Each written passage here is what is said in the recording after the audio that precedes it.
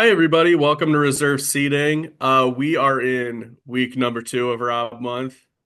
Rob, what's the theme of this month? What are we talking about today? Uh, Fancy bullshit that no one wants to watch but me. Reserve City starts right now.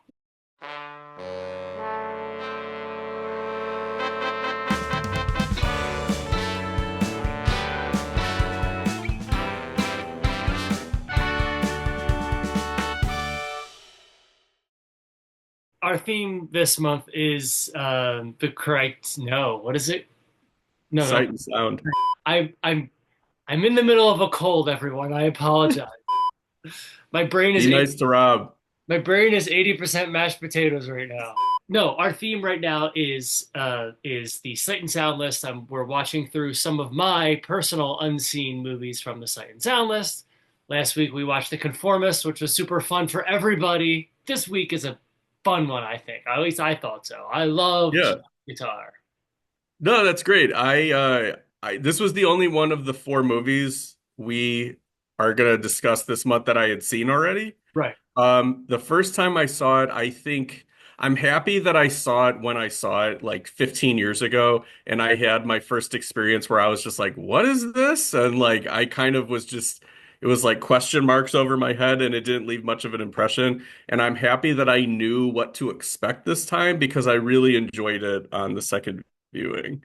Johnny Guitar is Nicholas Ray's sort of Western, Like a but John Waters Western. it's It's just like kind of has this color aesthetic, I feel like. oh, totally. Yeah, that like Yeah. real bright poppy colors. Yeah, yeah. Yeah. No, It's like I it looks like gum.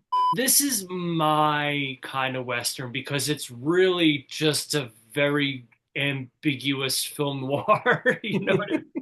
Like it's a Western. It's definitely a Western, and the second half of the movie is like really fun. Like there's lots of good action and stuff like that. And Nicholas Ray's a great director, but Mhm. all the good stuff to me is in those moments between Crawford and Hayden and everybody else. I mean, it's just such a great cast, and um, it's such a fun like melodrama, but in a way where it's bright and shiny and vibrant, as you said. And what was the big difference between it last viewing and this viewing for you? I remember when I saw it, it was during a Nicholas Ray run, and I had seen Rebel Without a Cause a number of times and enjoyed it.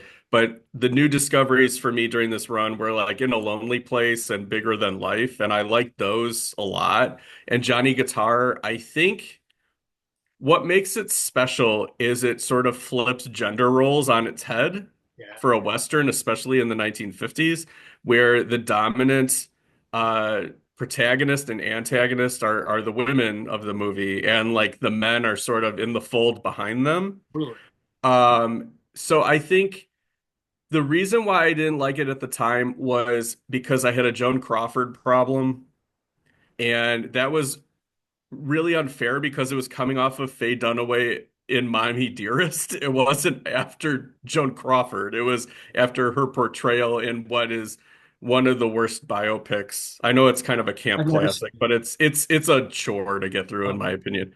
Yeah, I just didn't like it as much as the other Nicholas Ray movies, but now I don't have that problem. I think what makes the movie special is that from all the reports that I was reading, Joan Crawford did not get along with Sterling Hayden or Mercedes McCambridge. Right.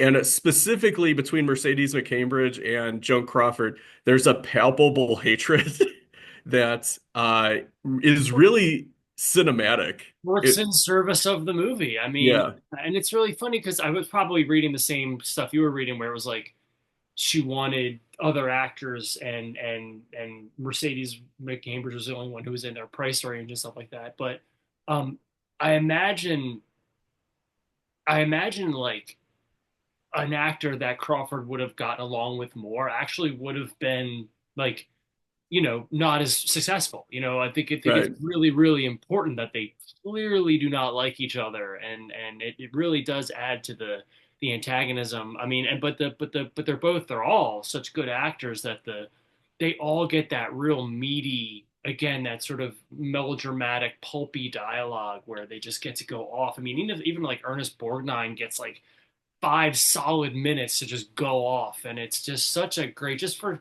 again, like somebody like me who likes westerns but certainly prefers noirs.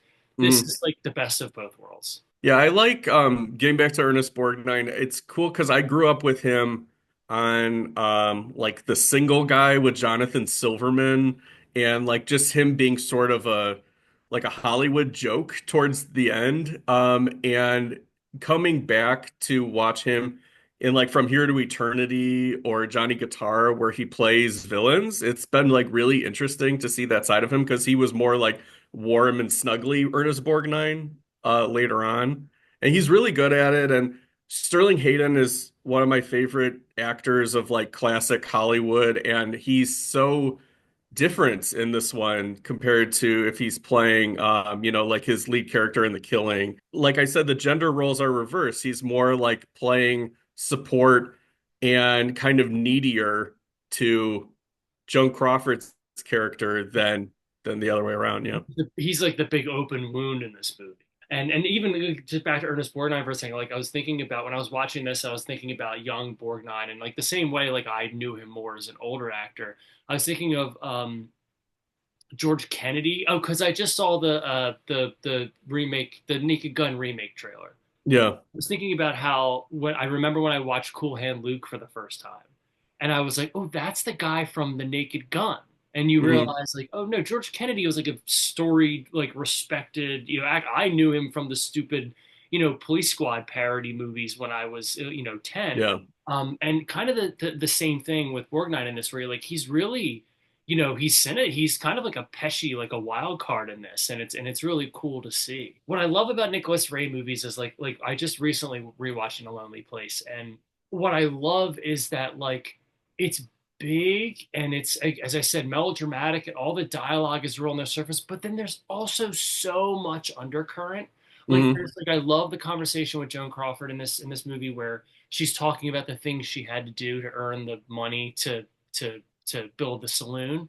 Yeah. And they don't need, obviously they don't need to say it. They probably couldn't say it, in terms of the code and everything. But like the fact that it's all in her face, so that the movie can have this like super text, but then also subtext as well. I think it's such a great testament to like what you can really do with a great script. I know this is based on a novel, which I, obviously I've not read, but like I don't know Mhm. how much of that is in there, but this all feels very, very Nicholas Ray. I like how gaudy the visual is. The Yeah. the visuals are. It makes it different than almost any Western that I've seen that's not like leaning into camp like which this movie isn't. I think it's just kind of straightforward, trying to tell like a Western noir as you mentioned. But like when they're all at Vienna's place and she's at like the piano on the stage and everything like that, and it's like something out of Abominable Dr. Phibes. It's great. And like you can tell Crawford's having a great time with it. Oh, sure. You can Yeah. tell she's eating it up, and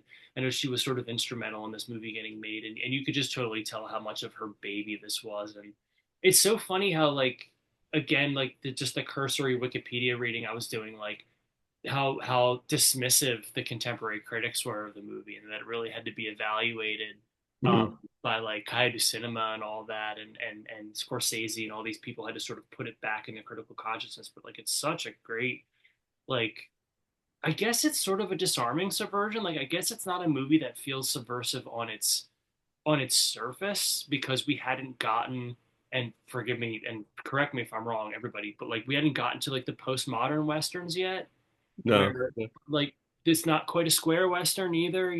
So there's so much about this that is so sort of ahead of its time, but also very much of its time, and it's just great. You could watch it just as like this leisurely Western with like very few locations and a kind of a condensed set of characters and everything like that. But yeah, it sneaks up on you. Like it's by the end of it, it's so involving. And it was driving me crazy with like Mercedes McCambridge. I was just like, where have I heard that voice before?